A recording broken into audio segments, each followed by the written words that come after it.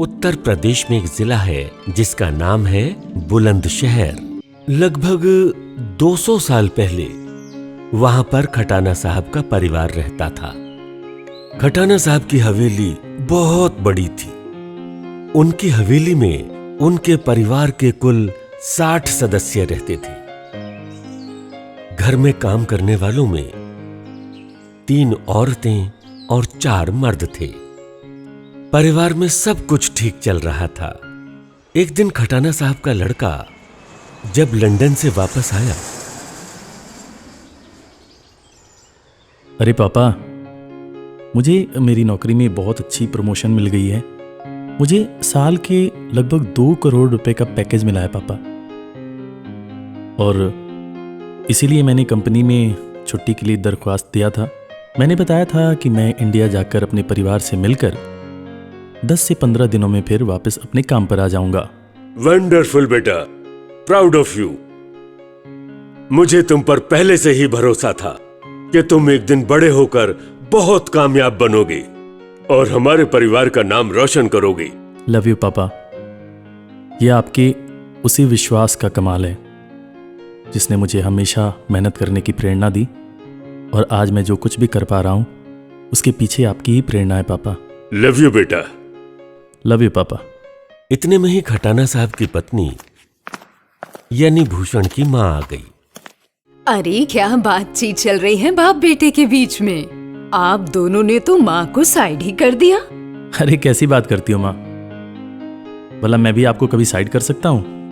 मैं ना पापा से अपनी दिल की बातें शेयर कर रहा था कि मुझे मेरी नौकरी में बहुत अच्छा पैकेज मिल गया है, तो मैं ना आप लोगों को एक छोटा सा गिफ्ट देना चाहता था।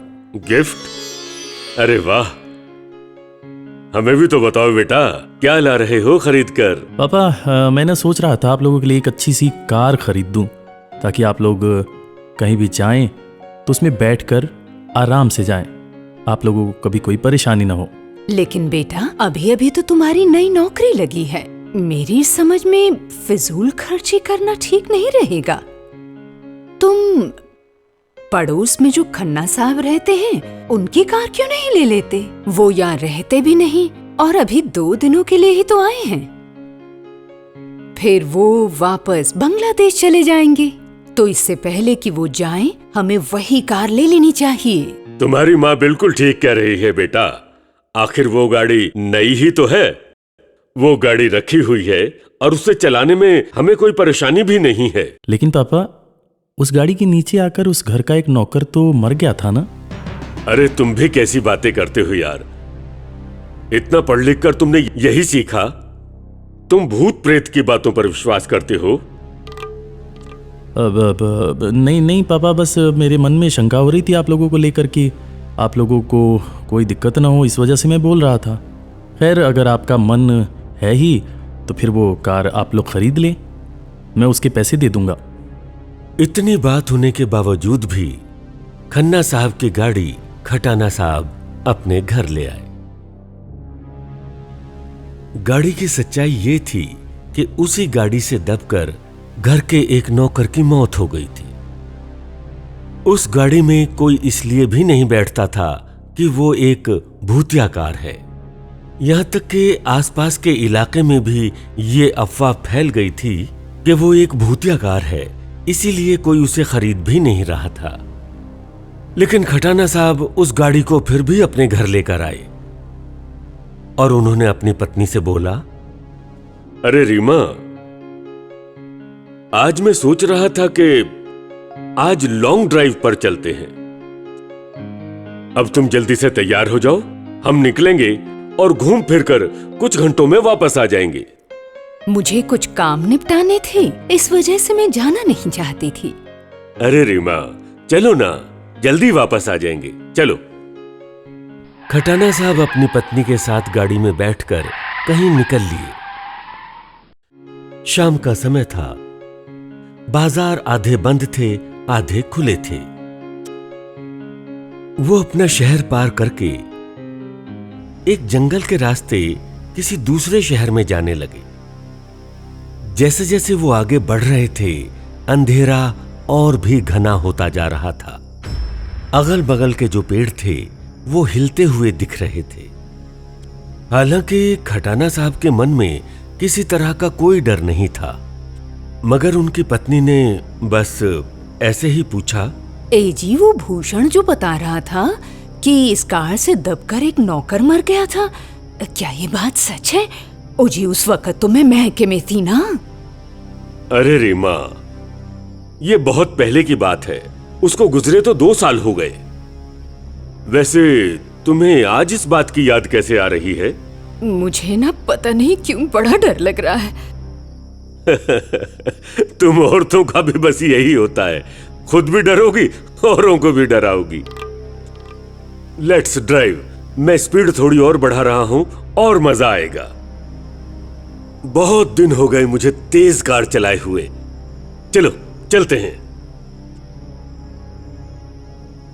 ये कहकर खटाना साहब एक्सीलेटर पर पैर रखते हैं और उसके बाद वो गाड़ी हवा से बातें करते हुए आगे भागती है। शहर से करीब 25 से 30 किलोमीटर दूर आगे आ चुके होते हैं। तभी रास्ते में एक बड़ा सा पत्थर दिखता है। खटाना साहब की गाड़ी की रफ्तार बहुत तेज थी। अचानक से सामने उन्हें एक और पत्थर दिखाई दिया। उन्होंने जोर से ब्रेक लगाया, मगर ब्रेक लगाते लगाते वो गाड़ी पत्थर के बिल्कुल पास जाकर रुकी।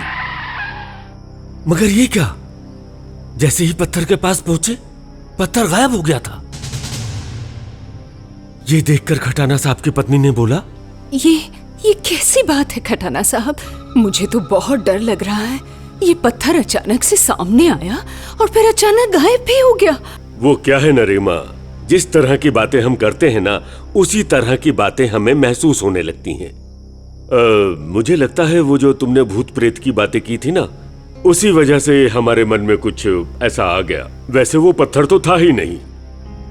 नहीं जी, आप प्लीज मेरी बात को मानो और वापस घर चलो। इससे आगे मैं नहीं जाऊंगी। ओके मैडम, ठीक है, वापस चलते हैं।